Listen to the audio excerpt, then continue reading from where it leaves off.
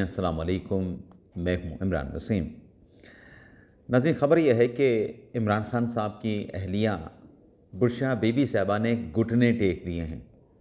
اور پاکستان تحریک انصاف کے پلان کا پردہ چاک ہو گیا ہے۔ کیا پلان ہے پاکستان تحریک انصاف کا اور اس پلان کا راز کیسے فاش ہوا ہے؟ بشریٰ بی بی صاحبہ نے کیسے گھٹنے ٹیکے ہیں اور پھر اہم شخصیت کا استعفیٰ دینے سے انکار؟ نیب کی ٹیم بشریٰ بی بی کی گرفتاری میں کیوں ناکام ہوئی؟ کچھ اور بھی خبریں ہیں جن کی ڈیٹیل اس پروگرام میں آپ ناظرین کے ساتھ ہم شیئر کرنے جا رہے ہیں، لیکن پروگرام کا آغاز کرنے سے پہلے آپ خیر خواہوں سے چینل سبسکرپشن کی درخواست کریں گے کہ جن دوستوں کی طرف سے ابھی تک ہمارے چینل کو سبسکرائب نہیں کیا گیا ان سے درخواست ہوگی کہ چینل کو سبسکرائب کر لیں، بیل آئیکن کا بٹن پریس کریں، ویڈیو اگر پسند آئے تو اسے لائک بھی کریں اور شیئر بھی کریں۔ تو پہلی خبر سے ناظرین پروگرام کا آغاز کرتے ہیں۔ آج اڈیالہ جیل میں توشہ خانہ 2 کیس کی سماعت تھی۔ عمران خان صاحب پیش ہوئے، باقی فریقین پیش ہوئے، وکلاء پیش ہوئے، بشریٰ بی بی صاحبہ غیر حاضر تھیں۔ تو جو فرد جرم کی کارروائی آج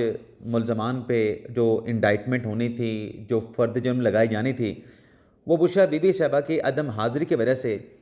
فرد جرم کی کارروائی کو 3 دسمبر تک جو ہے وہ ملتوی کر دیا گیا ہے۔ اب جج صاحب شاہ رخ انجمن صاحب ہیں اور بشریٰ بی بی صاحبہ پیش نہیں ہوئیں، تو کل جو ایک خبر سامنے آئی تھی کہ 190 ملین پاؤنڈ کیس میں جو نیب کی ٹیم ہے وہ بشریٰ بی بی صاحبہ کو گرفتار کرنے کے لیے پشاور پہنچ گئی ہے، اور اس گرفتاری کے سلسلے میں نیب کے ہیڈ کوارٹر کی طرف سے نیب کا جو ریجنل آفس ہے پشاور میں ان سے بھی رابطہ کیا گیا اور کے پی کے پولیس سے بھی رابطہ کیا گیا کہ ہم نے بشریٰ بی بی صاحبہ کو 190 ملین پاؤنڈ کیس میں ان کے اریسٹ وارنٹ جاری ہو چکے ہیں،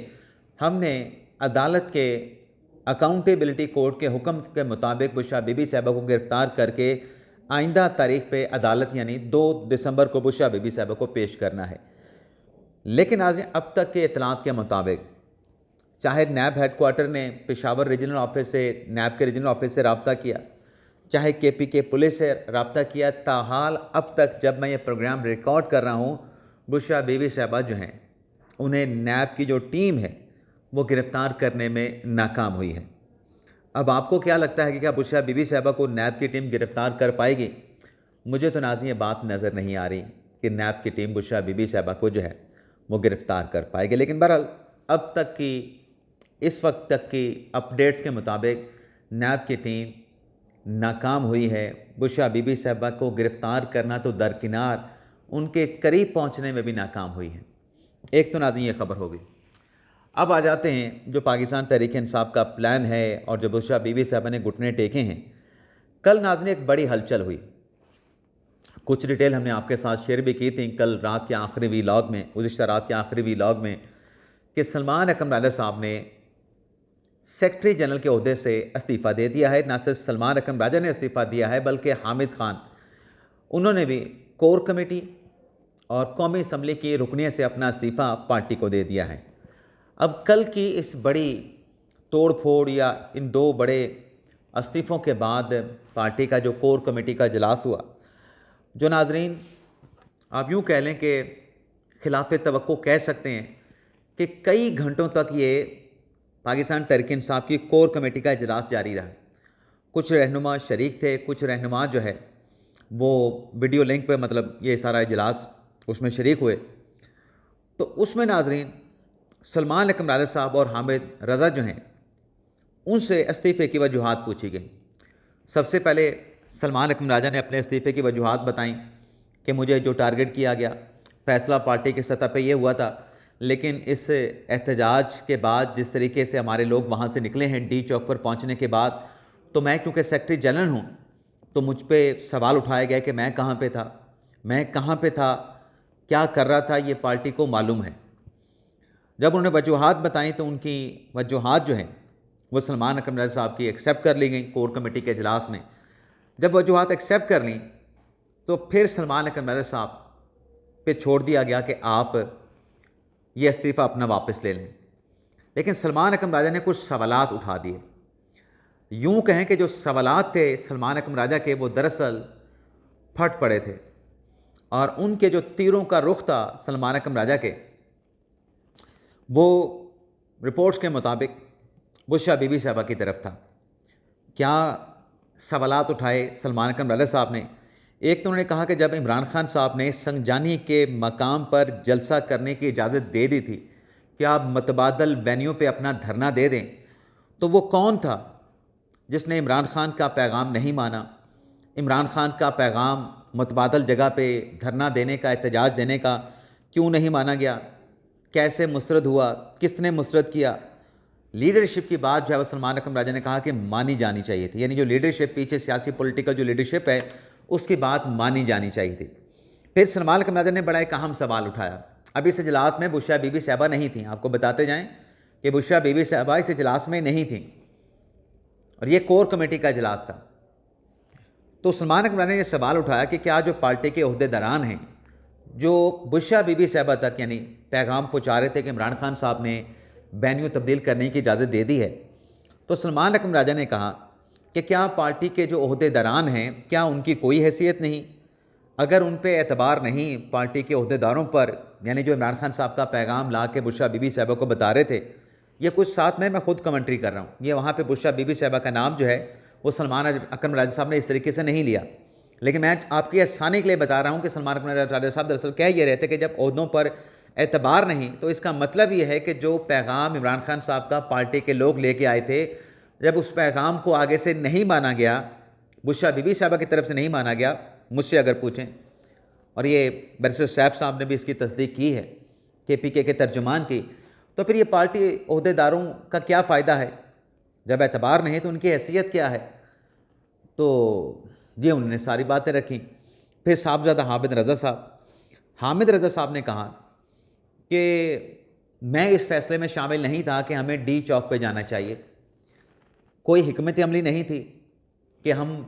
احتجاج لے کے پشاور سے نکلے ہیں، کوئی پلاننگ، کوئی حکمت عملی ہوتی ہے کوئی نہیں بنائی گئی، اور جو فیصلے ہوئے ان فیصلوں پر بھی میرا اختلاف رائے تھا۔ اور پھر حامد رضا نے کہا کہ جس طریقے سے ٹارگٹ کیا گیا کہ پنجاب سے لوگ نہیں نکلے، تو میں بھی پنجاب میں فیصل آباد سے میرا تعلق، تو میں نے اس لیے کور کمیٹی اور قومی اسمبلی کے رکنیت سے استعفیٰ دیا ہے، تو انہیں بھی کہا گیا کہ آپ اپنا استعفیٰ بھی واپس لے لیں۔ اب اس اجلاس کے بعد ناظرین، یعنی جو باتیں میں نے آپ کو بتائیں، اس میں جو تیروں کا رخ تھا وہ بشریٰ بی بی صاحبہ کی طرف تھا۔ اب بشریٰ بی بی صاحبہ کا وہاں پہ مطلب وہ موجود تو نہیں تھی، لیکن اس کے بعد جو ترجمان ہیں بشریٰ بی بی صاحبہ کی، مشال یوسفزئی صاحبہ، جن کے بارے میں یہ کہا گیا کہ وہ بشریٰ بی بی صاحبہ کی اب نئی فراگوگی 2 ہیں۔ اب فراگوگی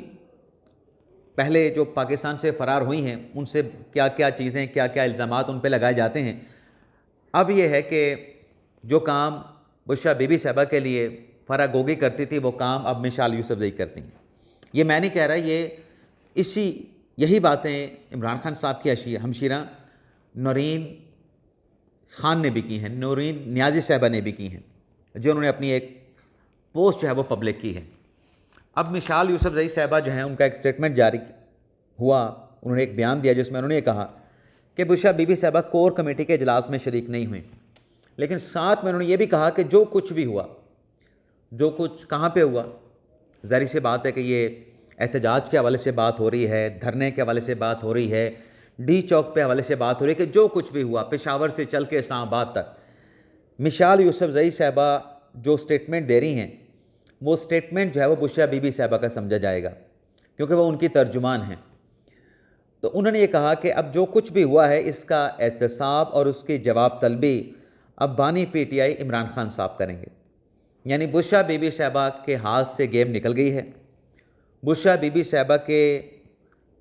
جو فیصلے تھے اس پر پارٹی کے لوگوں نے سوالات اٹھا دیے ہیں، اس کے بعد اب بشریٰ بی بی صاحبہ نے یہ کہا ہے کہ ٹھیک ہے،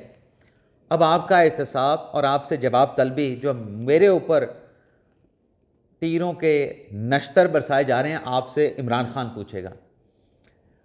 اب آپ بتائیں کہ کیا عمران خان صاحب اپنے پارٹی کے لوگوں سے پوچھیں گے؟ کچھ بھی نہیں ہوگا، کوئی جواب طلبی نہیں ہوگی، کوئی احتساب نہیں ہوگا، کوئی اکاؤنٹیبلٹی نہیں ہوگی، صرف وہ کہتے ہیں نا کہ گونگلوں سے آلوؤں سے مٹی اتارنا صرف یہیں تک ہوگا۔ اب ناظرین بات یہ ہے کہ اب ایک سیاسی کمیٹی کے اجلاس کے حوالے سے بھی ڈیٹیل آ رہی ہیں۔ رپورٹ کیا گیا ہے کہ بشرا بی بی صاحب اگر کور کمیٹی کے اجلاس میں نہیں تھیں، اچھا وہ سیاسی کمیٹی کے اجلاس میں نہیں تھے، لیکن کور کمیٹی کا اجلاس جو کل سے پہلے ایک اور اجلاس بھی ہوا، اس میں بھی پارٹی کے جو ارکان تھے، کارکنان تھے، رہنما تھے، ان کے طرف سے بشرا بی بی صاحبہ کے بارے میں کہا گیا کہ یہ کون ہوتی ہیں ہمیں ڈائریکشن جاری کرنے والے، یہاں تک جو ہے وہ پی ٹی آئی کے اندر جو ہے بات پہنچ چکی ہے۔ یعنی اب پی ٹی آئی کے لوگ جو ہیں وہ بشرا بی بی صاحبہ سے مکمل طور پہ آپ یوں کہیں کہ نالاں ہیں اور سخت ناراض ہیں۔ اب یہ ناظرین خبریں اندر سے آ رہی ہیں اختلافات کی، ان اختلافات کی خبروں کو حالانکہ خود پی ٹی آئی کے اپنے لوگ بیانات دینے والے ہیں، کوئی اور بیان نہیں دے رہا، ان اختلافات کی خبروں کو کہا جا رہا ہے کہ یہ اسٹیبلشمنٹ کی طرف سے فیڈ کی جا رہی ہیں۔ اب جو شوکت یوسفزئی اسٹیٹمنٹ دے رہا ہے کیا وہ اسٹیبلشمنٹ کا بندہ ہے، کیا وہ صحافی ہے؟ اگر علیمہ خان بشرا بی بی صاحبہ کا نام لیے بغیر کوئی بات کر رہی ہیں اور بشرا بی بی صاحبہ کو ٹارگٹ کر رہی ہے نام لیے بغیر، کیا وہ صحافی ہیں؟ کیا وہ اسٹیبلشمنٹ کے ایجنٹ ہیں؟ اگر عمران خان صاحب کی ہمشیرہ نورین نیازی بات کر رہی ہیں تو کیا وہ صحافی ہیں یا اسٹیبلشمنٹ کے ایجنٹ ہیں؟ پہلے تو پاکستان تحریک انصاف اس کا فیصلہ کر لے کہ صحافیوں پر الزام لگانے کے بجائے آپ کے اپنے پارٹی کے اندر، اور بیرسٹر سیف صاحب نے بھی اعتراف کیا کہ ڈی چوک پہ جانے کا فیصلہ عمران خان صاحب نے وینیو تبدیل کرنے کی اجازت دے دی تھی، یہ بشرا بی بی صاحبہ کا فیصلہ تھا۔ تو پہلے تو وہ کہتے ہیں نا کہ اپنی منجی تلے ڈانگ پھیرنا، کسی اور پہ الزام لگانے کے بجائے ود ان دا پارٹی دیکھیں کہ آپ کے کون سے لوگ آ کے جو ہے یہ باتیں آگے کر رہے ہیں۔ اب اس چیز کو بچانے کے لیے، اس چیز سے نکلنے کے لیے کہ ہماری حکمت عملی نہیں تھی، ہم سے فیصلے صحیح نہیں ہوئے، ہم انتظام نہیں کر سکے، ہماری پلاننگ درست نہیں تھی، ہم بشرا بی بی صاحبہ کے پیچھے چل پڑے، سیاسی قیادت جو ہے کوئی فیصلہ لینے کے حوالے سے ریلیکٹنٹ تھی، ہچکچاہٹ کا شکار تھی بشرا بی بی صاحبہ، کیونکہ اس اجلاس کو، اپنے اس احتجاج کو لیڈ کر رہی تھیں۔ تو اب یہ اختلافات کی خبریں سامنے آ رہی ہیں، ٹوٹ پھوٹ نظر آ رہی ہے جماعت میں۔ تو اب پاکستان تحریک انصاف کا جو پلان ہے وہ یہ ہے کہ ہم اموات کے اوپر فوکس کریں، اموات کا بیانیہ بنائیں کہ اتنے لوگ ہمارے مر گئے۔ اب اس اموات کے حوالے سے میرے پاس ناظرین 2 مختصر سی ویڈیوز ہیں، میں آپ کو دکھاؤں گا اور پھر اس کے اوپر ہم نے بات کرنی ہے، مختصر سا انالیسس بھی اس کا کرنا ہے۔ یہ پہلے ناظرین 33 سیکنڈ کی ایک ویڈیو یہ سنیں، ایک جھلک دیکھیے گا۔ 278 لوگ انہوں نے سیدھے گولیاں مار کے شہید کیے۔ بہت سے لوگ جو ہیں وہ شہید ہوئے اور ان کی تعداد جو ہے وہ بالکل سینکڑوں سے اوپر، مطلب ہے کہ 100+ میں جا رہی ہے جو ابھی تک رپورٹس ہیں۔ ہمارے اس وقت سینکڑوں لوگ شہید کر دیے گئے، 50 سے زیادہ ہمارے شہداء ہیں اور ابھی تک کوائف اور تفصیلات ہم جمع کر رہے ہیں۔ تقریباً 26-27 لوگوں کے جو نام ہیں، ڈیتھس جو ہیں وہ تو کنفرمڈ ہیں۔ کم از کم 20 افراد شہید ہوئے۔ یہ ناظرین یہ جو لوگ ایک تھے نا، جھلک دیکھیے گا۔ میں اس کو روکتا ہوں یہاں پہ، اس میں تھے جی 278 لوگ، پہلے 278 لطیف کھوسا، وقاص اکرم 100 ہیں، گنڈا پور صاحب جو ہیں وہ کہتے ہیں سینکڑوں ہیں، شیر افضل مرور کہتے ہیں 50 ہیں، روف حسن کہتے ہیں 26 ہیں، سلمان اکرم رضا کہتے ہیں کہ 20 ہیں۔ اب یہ 20 کہہ رہے ہیں، کچھ کہہ رہے ہیں، یعنی یہ ایک بیانیہ بنانے کی کوشش ہے، ان کے پاس کوئی قوائف نہیں ہے اور کہہ رہے ہیں کہ ابھی ہم قوائف اکٹھے کریں۔ تو قوائف آپ کے پاس نہیں تو پھر کس بیس کے اوپر آپ یہ فگرز دے رہے ہیں؟ جب آپ کے فگرز میں اتنا بڑا تضاد موجود ہے، اور میں حیران ہوں بی بی سی کی سٹوری پہ کہ اس میں کیا کچھ لکھ دیا گیا، کیسے لکھ دیا گیا، اس میں بھی بہت سارے جھول ہیں، بہت سارے جو ہے وہ اس میں تضادات ہیں۔ ایک اور ویڈیو بھی ہے ناظرین،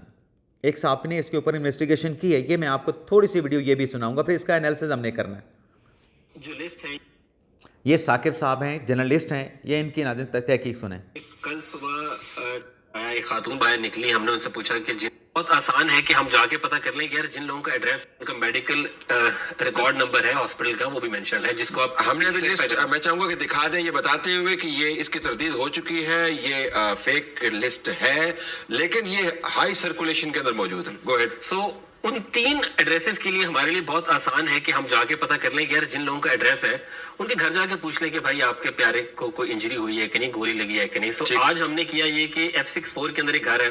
ہم وہاں پر گئے، ہم نے گھر کا دروازہ کھٹکھٹایا۔ یہ F64 کے اندر کون سا گھر ہے؟ جو لسٹ سوشل میڈیا پہ سرکولیٹ کر رہی ہے اس میں 3 لوگوں کے نام دیے گئے ہیں جو کہ اسلام آباد کے رہائشی ہیں،